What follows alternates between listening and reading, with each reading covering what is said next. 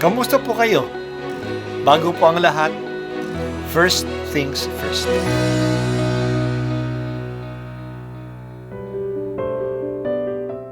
Ang pagbasa mula sa aklat ni Propeta Jeremias. Noong mga araw na iyon, sinabi ng mga saserdote at mga propeta sa mga pinuno at sa buong bayan, dapat patayin ang taong ito pagkat nagpahayag siya laban sa lungsod gaya ng narinig ninyo. Sinabi naman ni Jeremias sa mga pinuno at mga taong naroon, sinugo ako ng Panginoon upang magpahayag laban sa templong ito at laban sa lungsod gaya ng narinig ninyo. Kaya nga, magbago kayo ng inyong pamumuhay at mga gawain at sundin ninyo ang utos ng Panginoon na inyong Diyos. Sa gayon, mahahabag ang Panginoon at hindi niya itutuloy ang parusang inilaan sa inyo. Ako'y nasa ilalim ng kapangyarihan ninyo. Maaari ninyong gawin ang anumang iniisip ninyong matuwid at makatarungan, ngunit ito ang inyong tandaan.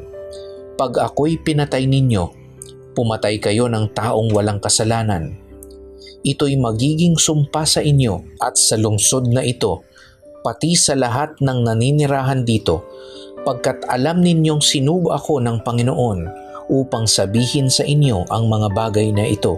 Nang makapagsalita si Jeremias, sinabi ng mga pinuno at lahat ng tao sa mga saserdote at mga propeta, hindi dapat hatulan ng kamatayan ang taong ito, sapagkat ipinahayag niya sa atin ang ipinasasabi ng Panginoon. Subalit si Jeremias ay binabantayan ni Ahikam, anak ni Shaphan, kaya't hindi siya napatay ng mga tao. Ang salita ng Diyos. Salamat sa Diyos. Noong panahon ni Jeremias, ang lungsod ng Jerusalem ay sinasalakay ng mga taga-Babilonia. Desperado na ang mga tao na ipagtanggol ang lungsod sa mga kaaway. Sa loob ng lungsod, nanawagan si Jeremias na sumuko na sila. Hindi sila makakatakas sa parusa ng Diyos. Kung hindi sila magbagong buhay at sumunod sa Diyos, mawawasak ang lungsod, pati na ang templo. Dahil sa mga salitang ito ng propeta, marami sa lungsod ay nadi-discourage na. Kaya nagpasya ang mga saserdote at mga propeta na patayin na si Jeremias. Pero sinabi ng propeta, ang buhay ko ay nasa kamay ninyo. Pero intindihin ninyo na ang mga salitang binibitawan ko ay hindi akin, kundi galing sa Diyos. Kung papatayin ninyo ako, mapapasakamay ninyo ang dugo ng isang inosenteng tao. Nahati ang tao.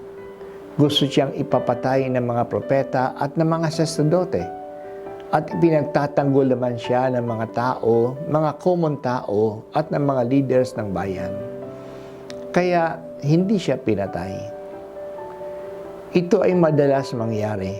Kapag ayaw natin ng message, pinapatay natin ang messenger. Sa halip na usisain at suriin kung tama ang message, pinapatahimik natin ang messenger.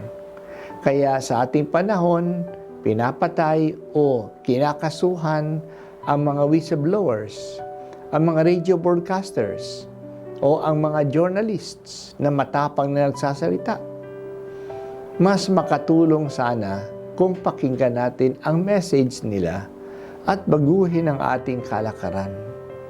Ganyan ang nangyari kay Jeremias. Gusto siyang iligpit kasi mabigat ang kanyang salita. Kung nakinig lamang sila sa kanya, sana hindi nasira ang Jerusalem at ang templo. Sinabi ni Jeremias kay Haring Sedekias na mag-surrender na lang siya at hindi masisira ang templo. Pero hindi siya naniwala, kaya nangyari ang pinakamalungkot. Bumagsak ang templo, nasira ang lungsod, at pinatapon sila sa Babylonia. Panginoon, tulungan mo kaming hindi matakot sa katotohanan. Harapin ito at huwag pagtakpan. Hindi mawawala ang consequences ng kasamaan kung hindi tanggalin ang kasamaan. Bigyan po ninyo kami ng kababaang loob na tanggapin ang aming pagkukulang at pagkakamali kaysa magalit sa nagpapaalaala sa amin ng katotohanan.